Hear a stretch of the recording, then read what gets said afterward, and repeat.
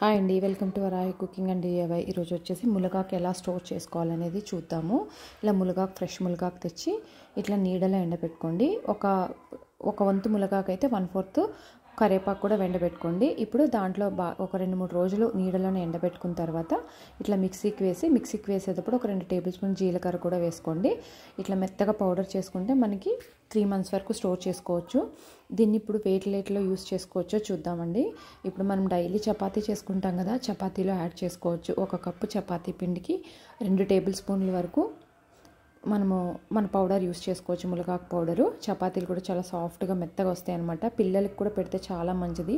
Daily మునగాకు తినమంటే తినరు కదా, ఇలా కలిపి పెడితే కనుక చపాతీ పిండి, రొట్టె పిండి, దోశ దేంట్లోనే యాడ్ చేసుకోవచ్చు. ఇలా చపాతీలు కూడా చాలా బాగా సాఫ్ట్గా వస్తాయి. ఇప్పుడు జొన్న రొట్టెలు కూడా కలుపుకోవచ్చు అండి. ఏం లేదండి, జొన్న రొట్టెకి 1 కప్పు వేడి వాటర్ తీసుకుంటే నీళ్లు మరుగుతున్నప్పుడు కొంచెం ఉప్పు, 1.5 టేబుల్ స్పూన్ మనం మునగాకు పౌడర్ వేసి పొయ్యి ఆఫ్ చేసేసి 1 కప్పు జొన్న పిండి వేసి ఇలా కలుపుకొని పక్కన పెట్టేసేయండి, మూత పెట్టేయండి. ఇప్పుడు బాగా పిసికి జొన్న రొట్టె చేసుకోవడమే. మీకు జొన్న రొట్టె ఎలా చేసుకోవాలనేది వీడియో ఉంది మన ఛానల్లో, చూడండి.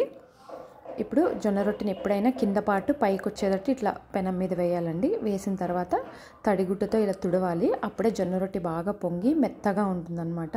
మనకి సాయంత్రానికైనా ఒక ప్లేట్లో ఒకదాని మీద ఒకటేసి పైన ఇంకొక పెద్ద ప్లేట్ పెడితే కనుక మనకి సాయంత్రం అయినా సరే చాలా సాఫ్ట్గా మెత్తగా ఉంటాయి. జొన్నపిండి కూడా మీరు 10 daysకి ఒకసారి పట్టించుకోవాలండి. ఎక్కువ రోజులు ఉంటే కనుక జిగురుపై మనకు రొట్టి రాదు, గట్టిగా అయిపోతాయి అనమాట. వారం 10 రోజులే ఫ్రెష్గా పట్టించుకోవాలి. చూడండి, సాయంత్రం వరకు ఇలా ఎంత మెత్తగా ఉంటాయి చూసారా, ఇలా మెత్తగా ఉంటాయి అనమాట. ఇప్పుడు నెక్స్ట్ వచ్చి దోశ పిండి మీద ఇలా వేసుకోవచ్చు. కారం పొడితో పాటు ఇలా పైన వేసుకోవచ్చు, లేదా దోశ పిండిలోనే కలిపి కూడా దోశ వేసేసుకోవచ్చు.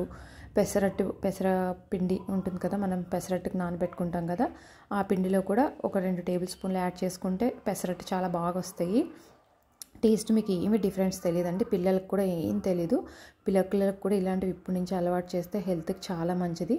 ఇలా పెసరట్లో కలుపుకొని పెసరట్టు వేసి పైనుంచి క్యారెట్, ఆనియన్ వేసుకుంటే చాలా బాగుంటాయి. తప్పకుండా ట్రై చేయండి. మజ్జిగలో కూడా కలుపుకోవచ్చు. మజ్జిగ తాగే అలవాటు ఉన్న వాళ్ళకైతే రోజు 1 గ్లాస్ మజ్జిగలో 1 టేబుల్ స్పూను మునగాకు పౌడర్ వేసుకుని తాగితే హెల్త్కి చాలా మంచిది. చాలా హెల్త్ బెనిఫిట్స్ ఉండి తప్పకుండా ట్రై చేయండి. ఎలా ఉందో చెప్పండి. నెక్స్ట్ వీడియోలో మళ్ళీ కడదాం. మన ఛానల్ని షేర్ చేయడం, కామెంట్ చేయడం మర్చిపోవద్దు. బాయ్ అండి. ఇలా మజ్జిగలో కూడా కలిపేసుకోవచ్చు, ట్రై చేయండి.